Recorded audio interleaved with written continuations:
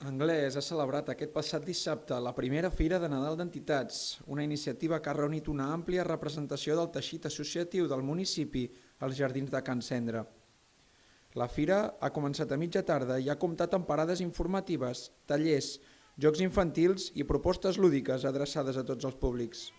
L'afluència de veïns i veïnes ha estat constant al llarg de la jornada. A més de donar visibilitat a les entitats locals, la Fira ha volgut fomentar la participació ciutadana i crear un espai de trobada en el marc d'activitats de Nadal del municipi.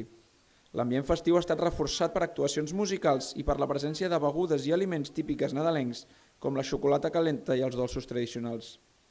Cada entitat ha fet una mica de venuda del que ells volien i cadascun porta alguna cosa diferent, algun aliment diferent, alguna beguda nadalenca, però hem intentat que no es repetís cap article.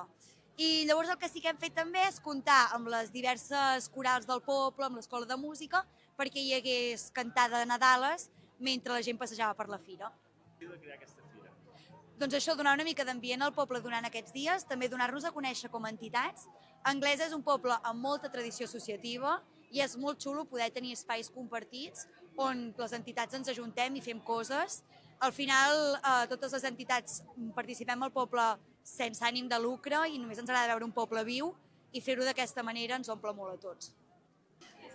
Una mica perquè el poble està bastant mort, moltes botigues tancades, no hi ha massa ambient i cada dia hi ha més entitats al poble, en van sortint de noves, que és molt maco i que a l'hora que els hi demanes col·laboració tothom està disposat de seguida i per fer una mica d'ambient i aquestes festes que és tan bonic, a veure si la gent s'engrescava, provar-ho.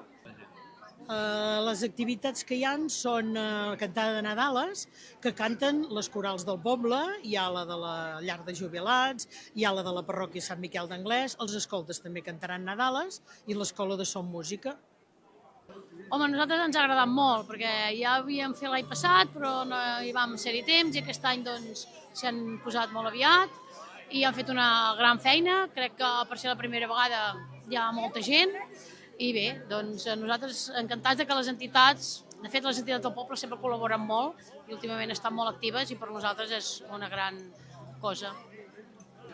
Bé, ja des d'un principi ens va semblar bé, ells, la veritat és que estem molt contents i donar-los les gràcies doncs, a la Trama, a l'Oncolliga, que són els que han tirat de l'organització i crec que per ser el primer any doncs, hi ha molta gent. A més, el temps també ens ha acompanyat, perquè ens pensàvem que faria molt més fred de la que ha fet. I bé, doncs per nosaltres molt contents i llavors esperar doncs, l'any que ve potser s'hi junten més entitats, que encara en tenim més, i que doncs, poder fer que altra gent d'altres pobles puguin venir.